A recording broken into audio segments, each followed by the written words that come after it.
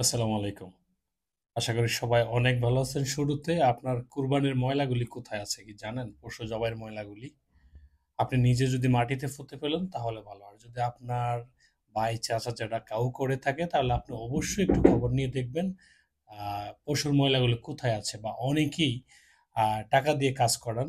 টাকা দিয়ে কাজ করাইতে গেলে আপনার কাজের লোক কোথায় ময়লা ফেলে সেটা আপনি কি খবর রাখছেন কিনা বা একটু তদারকি করবেন। কারণ জানেন বৃষ্টির সময় এখন বৃষ্টিতে আপনি যেখানে সেখানে আপনার কাজের লোক বা আপনার চাচাতো ভাই, জ্যাঠাতো ভাই, আপনার চাচা, জ্যাঠা হয়তোবা তারা একটু অসতর্কতাভাবে কোথাও ফালাই দিতে পারে। তো সেজন্য আপনি একটু খেয়াল রাখবেন কোথায় পালাইছে কিনা। আশা করি যারা আমার ভিডিও দেখছেন সবাই সচেতন নাগরিক সেজন্য বলা আরকি। তো একটু খেয়াল রাখবেন এই কোরবানির পশুর ময়লাগুলি কোথায় আছে, অ্যা স্থানান্তর কোথায় করা হইছে। কারণ বৃষ্টির সময় এখন এই পানি দিয়ে চতুর্দিকে ছড়াবে। চতুর্দিকে ছড়ানো মানে আপনারা যারা মাঠে ঘাটে কাজ করে, আমি যেহেতু গ্রামের মানুষ সেজন্য বলতেছি, মাঠে ঘাটে কাজ করে তারা অসুস্থ হয়ে যাবে এবং ছোট বাচ্চা-কাচ্চারা পানিতে খেলাধুলা করবে, তারা অসুস্থ হয়ে যাবে। একটু সবাই খেয়াল রাখবেন। সেই সাথে সবাইকে পবিত্র ঈদুল আজহার শুভেচ্ছা। ঈদ মোবারক। ঈদ মোবারক, ঈদ মোবারক। আশা করি সবাই অনেক ভালো আছেন। শুরুতে একটু আ পশুর ময়লাগুলো নিয়ে কথা বললাম। এইজন্যই যে আসলে এই সময়ে ময়লাগুলো চতুর্দিকে ছড়িয়ে ছিটিয়ে থাকে। আমি যেহেতু গ্রামের মানুষ, আমি সেজন্য বললাম, আমরা গ্রামে দেখেন ওই যে আমরা গোবর থুপ বলা হয়, মানে গোবর গরুর গোবরগুলো একাট্টা যেখানে করা হয়, এখানে ময়লাগুলো ফেলিয়ে রাখি।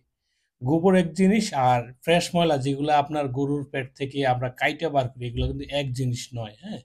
তো এইখানে সেখানে পালায় রাখে, বৃষ্টি আসে, পানি আসে, চতুর্দিকে ছড়ায়, বিশাল ক্ষতি হয়, হ্যাঁ? অনেকেই অসুস্থ হয়ে যায়। আর কোরবানি ঈদ মানে প্রচুর কষ্ট, প্রচুর কষ্ট। যারা গরু কাটে, প্রচুর কষ্ট এবং গরু কাটার পরে যারা পাক-শাক করে, তাদেরও প্রচুর কষ্ট। গরম লাগলে তো প্রচুর গরম। তারপরে সবকিছুর পরে আমরা খানা পাইলে বাস ইচ্ছামতো খাইতে যাই।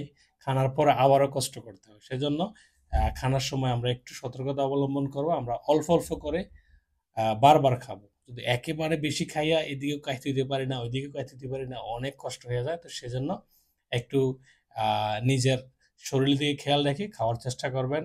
আর যারা এই কাজকর্ম করেন, গরমের সময় পানি খাবেন বেশি করে।